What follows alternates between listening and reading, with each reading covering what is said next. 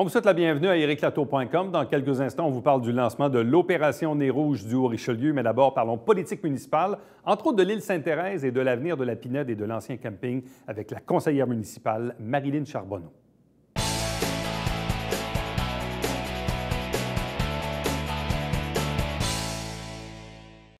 Comme on le fait depuis le début de la présente saison et comme on le fait à chaque automne, on reçoit individuellement les 12 conseillers municipaux de la ville de Saint-Jean-sur-Richelieu pour parler vraiment des enjeux de façon un peu plus micro dans chacun des districts électoraux de Saint-Jean-sur-Richelieu. Aujourd'hui, on se transporte du côté de Colibri, 80 île Sainte-Thérèse avec la conseillère municipale Marilyn Charbonneau. Bonsoir et bienvenue. Bien, merci.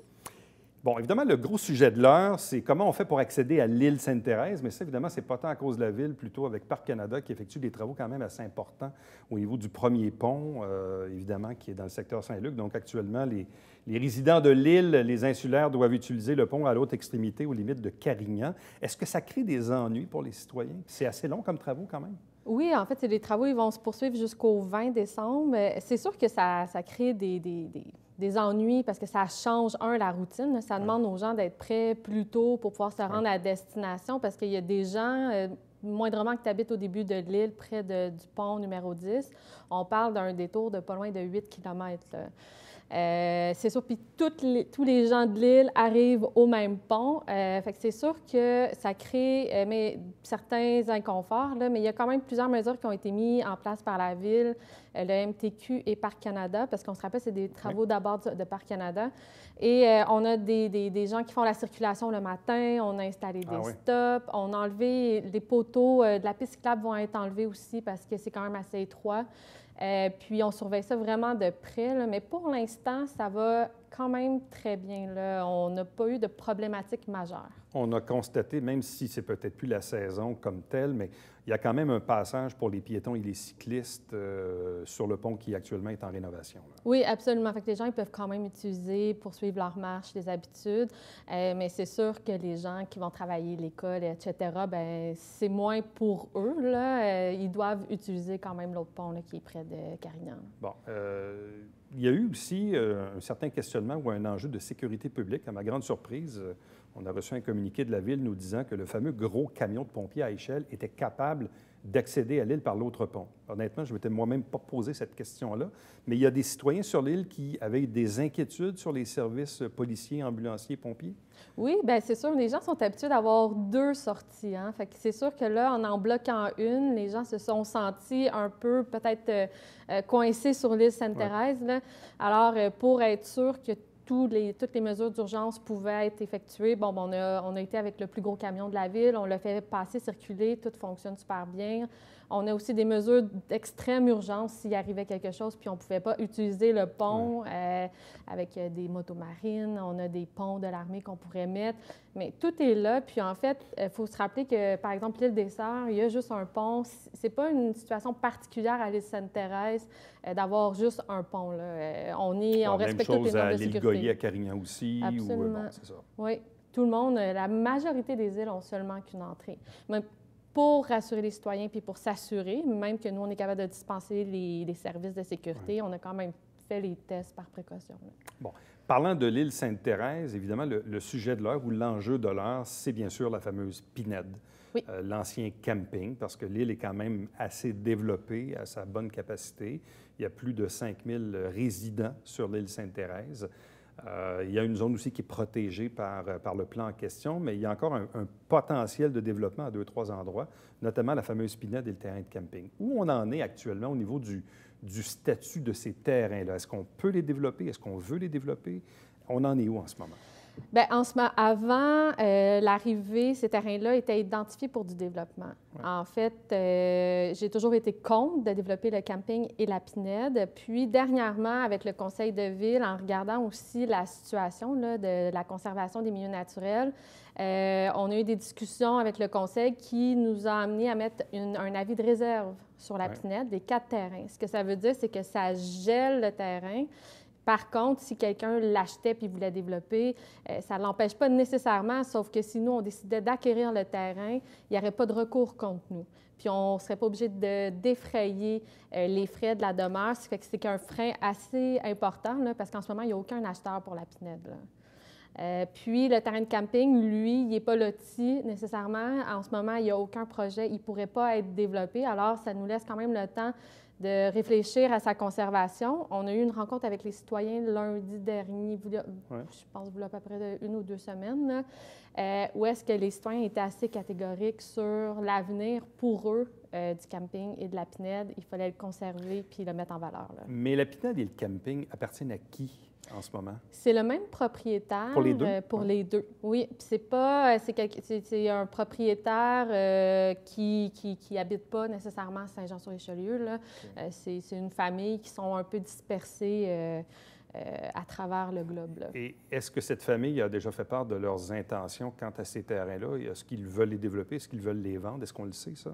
Bien, c'est sûr qu'eux, ils avaient quand même gardé ce terrain-là dans l'idée de développer les terrains.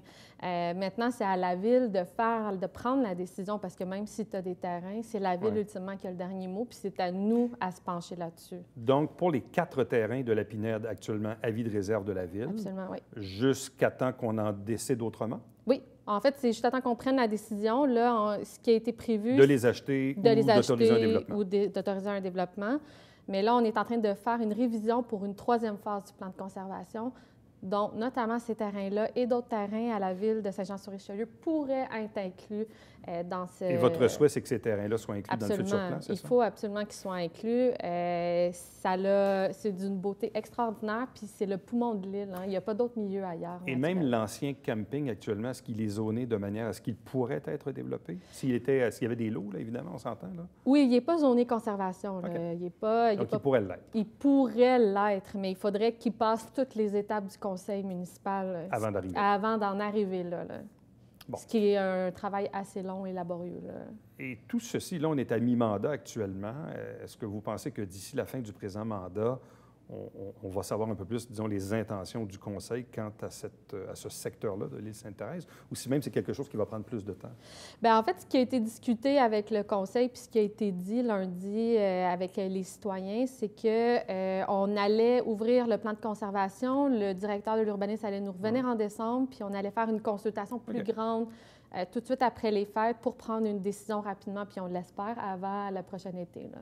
Bon. Parlons encore une fois des résidents de l'île Sainte-Thérèse, dont la majorité des enfants vont à l'école ici dans le centre-ville, parce que malheureusement, 80 est une école qui est trop pleine pour accueillir les élèves de l'île. Il y avait des enjeux de transport, notamment pour les enfants qui utilisent le service de garde. On en est où avec ce dossier-là? Parce que je sais qu'il y a eu des pourparlers ou certaines tentatives avec la commission scolaire. Bref, on en est où en ce moment là-dessus? Bien là, c'est sûr qu'avec tout ce qui se passe en ce moment, là, avec les projets de loi, les commissions scolaires et tout ça, il y a quand même beaucoup de choses qui sont appelées à être changées dans la gestion, là. Peut-être même aussi sur la façon qu'on pourrait redessiner les prochains bassins d'affectation pour les écoles. Fait que le dossier est peut-être un peu sur pause parce qu'il y avait un transport qui avait été mis en place. Puis finalement, ce que j'ai compris, c'est que c'était assez problématique. Puis les parents ont délaissé cette option-là tranquillement pas vite, donc ça n'a pas été renouvelé. Mais il y avait toujours des discussions pour voir est-ce qu'on met un service de garde satellite ou d'autres options là, qui pourraient être envisagées. Okay. Mais sinon, on est revenu au statu quo. On est revenu au statu quo. Puis donc, un parent qui part de l'île Sainte-Thérèse, en plus là, avec le pont, il doit faire le grand détour, venir porter son enfant ici dans le Vieux, puis après ça, aller travailler ou faire autre chose. Là. Absolument. Fait qu'en ce moment, il y a quand même beaucoup de barrières pour arriver tôt puis aller à l'école pour ces enfants-là. Oui, absolument. Il faut être très patient. Si on sort de l'île, mais on parle plus du secteur Colibri, du secteur 80. Quels sont les enjeux en ce moment pour cette portion-là du district numéro 12? Bien là, on a un gros dossier qu'on est en train de discuter avec l'École aux Quatre-Vents, qui est les corridors scolaires. On fait partie des dernières écoles à ne pas en avoir un. Une des principales causes, c'est qu'il devait avoir quand même des modifications assez majeures au tracé des rues, là. Ça veut dire soit des trottoirs, soit refaire la chaussée pour pouvoir rendre ça conforme. Puis, justement, hier, j'étais au conseil d'établissement des parents de l'École aux Quatre-Vents où est-ce que, justement, j'ai pu présenter un plan. On travaille vraiment en collaboration avec eux pour que ça soit le plus adapté à leur réalité, puis qu'eux aussi voient des modifications. Fait qu'on devrait commencer les travaux le prochain été pour être en dehors de la période scolaire, là, pour ne pas affecter les enfants pendant qu'on fait les travaux. Puis c'est un travail qui devrait s'échelonner sur 2 à 3 ans environ, là. Bon. Et là, si on continue dans le secteur Colibri, non loin de l'autoroute 35, pense-t-on d'ici 2 ans avoir une passerelle? Bien là, on a donné le contrat pour faire l'enfouissement des fils. Oui. Alors ça devrait se faire au cours des prochaines semaines, normalement. Puis par la suite, bien, la suite logique serait de commencer à aller voir les programmes de subvention et identifier le tracé, puis ultimement de le réaliser. Mais je pense qu'on est plus près qu'on ne l'a jamais été. Bon. Il y avait aussi un projet de parc, de développer un peu en parc tout le secteur qui est un peu à l'arrière de Imagine et même qui va jusqu'aux limites de l'avenue du Parc. Puis ça m'a fait flasher parce que récemment, on a inauguré le parc des Parulines dans le secteur de l'Acadie. Est-ce qu'on se dirige un peu dans un projet similaire pour cette section-là du Boisé dans le secteur Colibri? Bien, c'est sûr qu'à court terme, avec les enjeux d'achat des terrains, je pense que ça peut remettre un peu un échéancier plus grand pour développer comme au Parc des Parulines. Oui. Par contre, il y a aussi un questionnement qui veut, est-ce qu'on a besoin de tous les développer à la même vitesse comme le Parc des Parulines pour les rendre accessibles? Aussi, c'est peut-être tracer des sentiers, les entretenir, que ça soit plus naturel. Pour que les gens puissent en profiter puis avoir accès plus rapidement. Puis ce que ça nous permettrait, c'est de mettre la priorité sur l'achat des terrains qui ne sont pas développés en ce moment, qui pourraient être mis en conservation. Ça, si on n'agit pas rapidement, là, on va manquer un actif assez important pour nous puis pour les générations futures. Fait que moi, je suis prête à mettre un peu sur l'arrêt, un développement comme le Parc des Parulines, mais faire des aménagements quand même acceptables pour les citoyens, puis acheter des terrains qui vont augmenter notre bilan environnemental. Là. Bon. Dernière question, je l'ai posée également à vos collègues. Comment trouvez-vous l'ambiance générale au Conseil? C'est un début de mandat difficile. Il y a eu une certaine accalmie, quoique là, depuis une semaine ou deux, ça a reparti de plus belle. Bref, pour vous, l'ambiance au Conseil, vous la résumez ou vous la traduisez de quelle façon en ce moment? Bien, tu sais, c'est sûr que l'ambiance au Conseil, on sait, il y a des conflits politiques. Ça s'est transposé à plusieurs couches dans la municipalité. C'est pas nécessairement qu'au niveau des élus. C'est quand même dommage, ça fait une situation fragile. Malgré tout, je pense qu'on a réussi à faire avancer des dossiers quand même assez importants. Quand c'est le temps d'agir, il y a eu un leadership qui a quand même été pris pour le Festival des Montgolfières. Au niveau de l'environnement, on a fait quand même beaucoup de projets. Ça ne nous a pas empêché de réaliser des choses. C'est sûr que si on était capable de laisser la guéguerre de côté, probablement qu'on en réaliserait davantage. Mais en ce moment, on vit avec ça, puis je pense que on réussit quand même à faire ce qu'on peut. Marie-Denis Charbonneau, merci beaucoup. Ça fait plaisir, merci. Restez avec nous. Au retour, on vous parle de la 31e édition de l'Opération Nez Rouge, ici même, dans le Haut-Richelieu.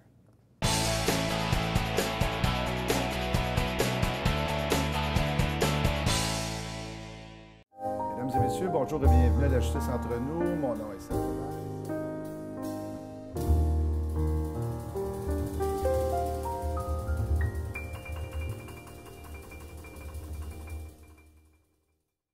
Salut, ici Dupont et Dupont, on va se le dire avec nos chemises cette semaine, François.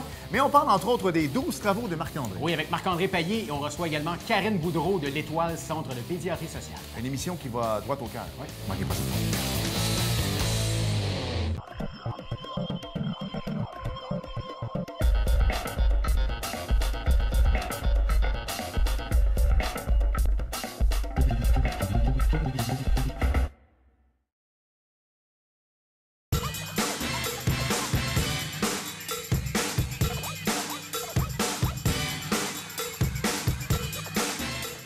Dimanche, 9h30, Télé Bingo, on vous attend.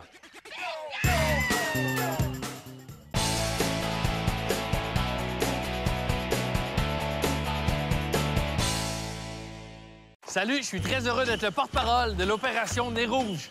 Pour ceux qui l'ignorent, la totalité de vos dons sont remis à des organismes locaux dédiés à la jeunesse et aux sports amateurs. Fait que toi, pendant que t'es un fin renard sur la route, t'aides Mégane à peaufiner ses talents de gardienne de but. Parce que là, Mégane n'est pas encore solide au hockey. Si vous n'êtes pas en état de conduire, appelez un ami, un taxi, ou, si vous voulez vraiment aider Mégane, appelez Nez Rouge, l'appel qui fait du chemin. Castor Mégane, on va pratiquer les mises en échec. Il y a de ces cycles dans la vie qui fait en sorte que quand on change l'heure, il fait plus noir, il fait plus frais. Et là, on reçoit un communiqué de presse qui nous dit, ben oui, on vous annonce la tenue de l'opération Nez Rouge, qui revient à nouveau pour une 31e édition ici dans la région du Haut-Richelieu. Avec nous pour en parler, trois invités. D'abord, Suzanne Cardos, qui en est la coordonnatrice. Bonsoir à vous. Bonsoir. accompagné de Michel Labbé, qui est président du Club Optimiste Saint-Eugène. Bonsoir. Bonsoir. Et de même que Nez Rouge lui-même, mascotte officielle et emblématique depuis toutes ces années. Bonsoir. Organiser une opération Nez Rouge, c'est beaucoup de logistique, d'organisation. C'est beaucoup d'heures aussi. Là, on est début novembre. Avez-vous encore besoin de bénévoles? On va toujours avoir besoin de bénévoles. C'est sûr que les inscriptions commencent à partir du 6, donc demain. Et c'est à longueur de soirée, là, à tous les soirs, on va avoir besoin de... Faites-vous quand même des rappels? Je ne sais pas, est-ce que vous partez de la liste de l'année passée ou de ceux qui en ont fait dans les dernières années pour justement prendre un peu d'avance puis dire, bien, est-ce que tu vas être de retour avec nous cette année? Oui, on a des systèmes d'envoi de courriel là, pour les informer, mais il y a déjà il y a quelques personnes qui ont déjà envoyé leur demande, le formulaire. Pourquoi les gens font ça? On connaît la cause, on connaît la mission de l'opération Nez Rouge, mais pourquoi les gens font ça année après année, ce bénévolat là, qui demande d'être là le soir, puis la nuit, puis c'est quand même particulier, là. Dans des conditions pas toujours faciles, des fois il fait pas beau, il y a de la neige. Oui, je sais pas, c'est rassembleur, c'est beaucoup de... Moi, j'ai commencé personnellement parce que je connaissais pas énormément de monde à Saint-Jean, malgré le fait que ça faisait une dizaine d'années que j'étais ici. Puis j'ai dit, bon, bien, je vais découvrir du territoire, puis je vais découvrir des personnes. Puis c'est ça qui en est. Puis j'ai commencé en 2013, puis là, bien, aujourd'hui, bien, je suis coordonnatrice. Bon. Parlons un peu de statistiques, parce que, bon, évidemment, l'opération existe depuis plusieurs années, mais disons, prenons les stats de l'an passé. Donc, vous avez fait tout près de 1500 raccompagnements sur une période de 24 jours d'opération totale.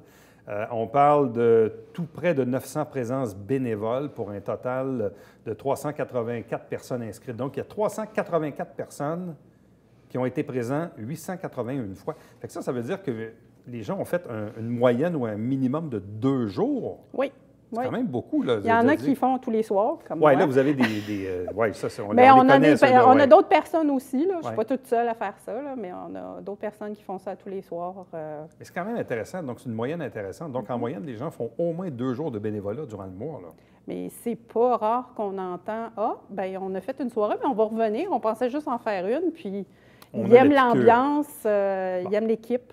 Puis l'an passé, vous avez fait tout près de 44 000 kilomètres. C'est le tour de la Terre, ça, by the way. C'est 44 000. Là. Oui. Donc, 44 000 kilomètres, c'est quand même beaucoup de raccompagnement. Un grand territoire. Et moi, je me plais souvent à dire qu'au final, il y a 1500 personnes qui avaient consommé de l'alcool puis qui n'ont pas été sur la route. Bien, pas nécessairement de l'alcool. Toutes oui, sortes de autre chose, parce qu'il y a des choses de légales aussi aujourd'hui. Il y a des choses illégales aussi qui circulent. Ça, c'est une autre affaire. Mais bref, il y a 1500 personnes qui n'étaient pas en état de conduire et qui n'ont pas conduit. C'est ça, exactement. Puis ça a l'air que le besoin est là parce qu'on est là chaque année. Puis à longueur d'année aussi, il y a d'autres organismes qui fonctionnent pour le restant de l'année. Oui. Bon. Évidemment, depuis ses tout débuts, l'opération Nez Rouge ici est chapeautée par le Club Optimiste Saint-Eugène, qui est l'organisme aussi qui bénéficie là, des... principalement, c'est quoi? C'est les pourboires principalement qui servent de dons, les dons, hein, les dons que les gens font.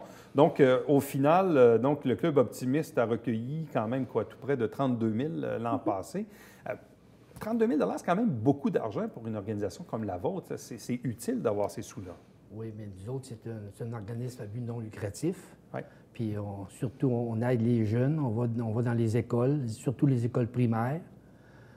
Puis aussi, on s'en sert pour payer les taxes puis à la ville, puis d'autres choses. Oui, parce que vous avez une salle, vous, ah oui, une salle, c'est sûr qu'on la loue, la salle, là, souvent, pour ça. Là, ça fait des revenus aussi. Là. Mais quand même, il aide beaucoup. Qu'est-ce que vous faites comme activité dans une année, le Club Optimiste Saint-Eugène, pour redistribuer cet argent-là? Bien, on va... Surtout, comme je vous dis, les écoles, on va... Pour les fêtes, là, on va à l'école Saint-Eugène, l'école à Iberville, Notre-Dame de Lourdes. Puis il y a d'autres écoles aussi. Quand ils nous demandent pour les activités, on les aide. Puis on vient de faire un brunch au Chevalier de Colomb à Iberville le 29 septembre. On a un au mois de janvier pour des collectes de fonds aussi. Donc, tout au cours d'une année, vous récoltez des sous que vous redistribuez principalement pour les jeunes. Mais l'opération Nez Rouge est un bon morceau dans la... C'est la principale. C'est la principale source de revenus. Oui. Bon. Je disais tantôt, donc, là, au moment de se parler, les gens qui... il y a peut-être des bénévoles des années passées. C'est sûr que, pour l'avoir déjà fait, c'est toujours plaisant quand on est l'équipe de 3. quoi qu'on peut être mixé avec du monde qu'on ne connaît pas non plus. Mais quand on est, disons, 3 personnes qui se connaissent, il y a comme un trip là, de dire hey, ce soir, on fait Nez Rouge. Puis des fois, même les entreprises ou des collègues de travail ou des familles, c'est une façon aussi de faire son bénévolat. Exact. Il y a beaucoup de compagnies qui viennent. Bon, ben un soir, on s'organise toute une gang. Il y a la Défense nationale aussi là, qui viennent un soir. Là, ils sont à peu près une quinzaine d'équipes. Ils ont du fun, puis on les mixe un peu partout. Puis même si ça arrive 3 personnes, bon, ben on va vous mettre ensemble. Moi, je suis arrivée là, je connaissais personne. Alors, j'ai rencontré des gens. Puis il y a beaucoup de personnes qui arrivent toutes seules aussi, là, puis ils sont un petit peu réticents au début. Ils disent « Ah, ben je connais personne. » Puis à la fin de la soirée, c'est comme « On était amis Facebook. » Bon. Fait que c'est toujours le même canevas, c'est-à-dire que celui qui conduit ou celle qui conduit doit avoir 21 ans ou plus. C'est ça, exactement. exactement. Tient encore, ça, hein? Oui, ça tient toujours. Les 2 autres personnes ont... Évidemment, l'autre personne a besoin de conduire aussi parce qu'il y a toujours 2 conducteurs, celui qui ramène l'auto. Même principe aussi, 21 ans et plus. L'escorte, c'est 18 ans, parce que c'est son propre véhicule. OK, l'escorte peut avoir 18 ans Oui. Parce qu'il conduit son propre véhicule, mais celui qui conduit le véhicule, 21 ans. Celui-là, c'est 21 ans. Et la 3e personne, elle? 18 ans. 18 ans. OK. On connaît les règles. Pas de casier judiciaire. Exact. Donc, il y a encore une fois les gens qui remplissent le formulaire en ligne via le site d'Opération Nez Rouge. Il y a une surveillance là, qui est faite par le service de police. C'est plus le service de police. C'est national. Ils envoient L'agence ça. de sécurité. C'est eux qui envoient ça aux différents corps policiers. Oui, c'est ça. Pour après ça, bien sûr que les gens, mais disons que les gens qui veulent s'inscrire, vous allez sur opérationnezrouge.com, vous remplissez le formulaire. Il y aura bien sûr une surveillance, comme vous dites, par une agence de sécurité. Puis ultimement, bon, on pourra bien sûr vous inscrire. Là, cette année, dans les dates de couverture, parce qu'il y a plusieurs années, on faisait ça là, du 1er au 31, mais ça n'existe plus. Là, cette année, vous commencez ça le week-end du 29-30 novembre. Oui. Parce que comme Noël est un 25, on le sait, mais est un mercredi, ça fait en sorte que les parties de Noël, cette année, commencent assez tôt. Oui. C'est de plus en plus tôt à chaque année, je trouve. Il y en a beaucoup. Au mois de novembre, l'année passée, on avait commencé le 30 novembre, puis il y avait déjà beaucoup de parties. Donc, vous commencez le week-end du 29-30. Après ça, petite pause. Vous recommencez ensuite le 5, 6, 7, le vendredi, samedi. Non, jeudi. C'est le jeudi, pardon? Jeudi, vendredi, donc, samedi. le jeudi, vendredi, samedi, 5, 6, 7, jeudi, vendredi, samedi. Après ça, même chose la semaine d'après pour le jeudi 12, vendredi 13 et dimanche 14. Puis à partir du 19 jusqu'au 31, là, vous êtes là non-stop, tous les soirs. Bon, c'est toujours le même numéro, 357-71. Et le 1866 Desjardins. 1866 Desjardins. Là, quel est on dit Haut-Richelieu, mais quel est le territoire, dans le fond, que vous... Allez-vous un petit peu plus loin que le Haut-Richelieu, des fois? Ou... On va, oui, on va des fois porter jusqu'à Longueuil, des fois Montréal, des fois les environs, Carignan, parce qu'il y a les différents... les services aux alentours ne sont pas nécessairement ouverts à tous les soirs. Comme Chambly, ils ne sont pas ouverts autant de soirées que nous. Il n'y a pas de service à Cowansville cette année. Longueuil, ils sont à peu près dans les mêmes dates que nous. Montréal également. Donc, on couvre mais principalement, les appels entrants doivent provenir de la MRC du Haut-Richelieu? Oui. En gros, c'est ça. Bon, petit changement cette année, c'est votre centrale pour les appels et les bénévoles et donc tout ça. Donc, cette année, vous déménagez au Parc Pierre-Benoît à Saint-Luc. C'est exact. Sur la rue Clermont. Qu'est-ce que ça change pour vous? Bien, c'est un endroit différent. Avant, on était à la vieille caserne de pompiers sur Saint-Jacques qui a été rénovée. Là. On a perdu ces locaux-là, mais là, la ville nous a trouvé ce petit... Bien, le petit chalet. Là, c'est bien installé. Là. On a bien hâte de voir comment ça va se passer. Donc, 80 rue Clermont, dans le secteur Saint-Luc, au Parc Pierre-Benoît. Bon, là, il y a M. Nez Rouge ici, présent. Si on veut avoir la présence de M. Nez Rouge dans notre party, qu'est-ce qu'on fait? Bien, vous pouvez écrire à @richelieu @opérationnezrouge.com, demander pour avoir une visite de mascotte.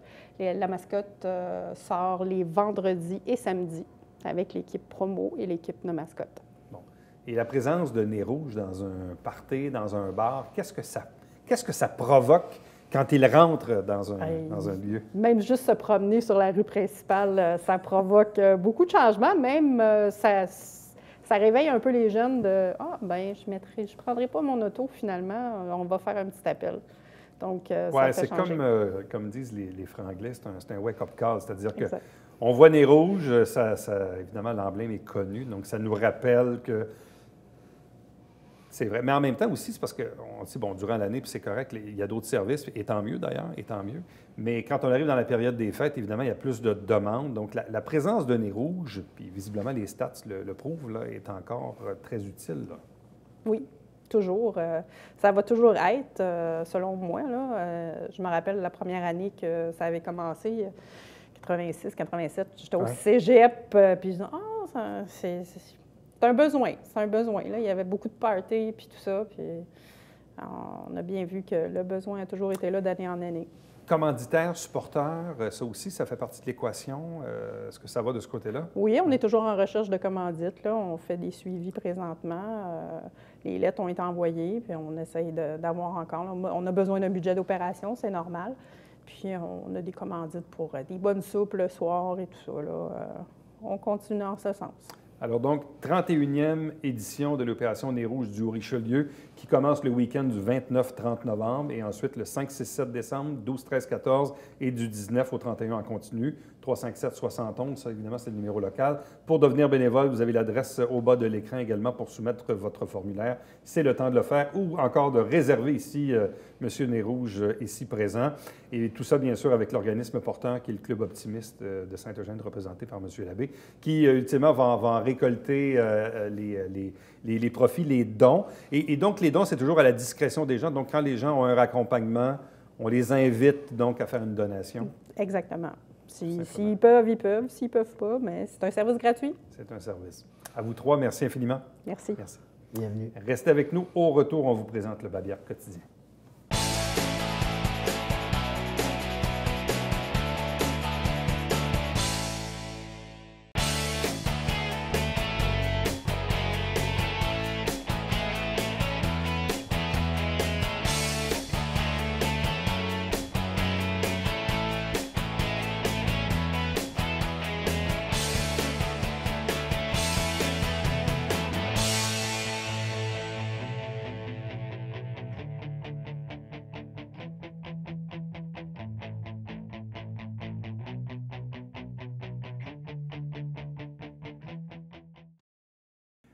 Un gros merci à l'Association des auxiliaires bénévoles. Ces gens-là, ces femmes, principalement, ont remis pour 7 000 $ à la Fondation Santé au Richelieu-Rouville. Donc, merci et bravo. Chaque semaine, des extraits des travaux du Conseil. Manquez pas ça. Saint-Jean-sur-Richelieu. Et bien sûr, le Télébingo, dimanche matin, 9h30 en direct, avec 4 000 $ en prix. À demain.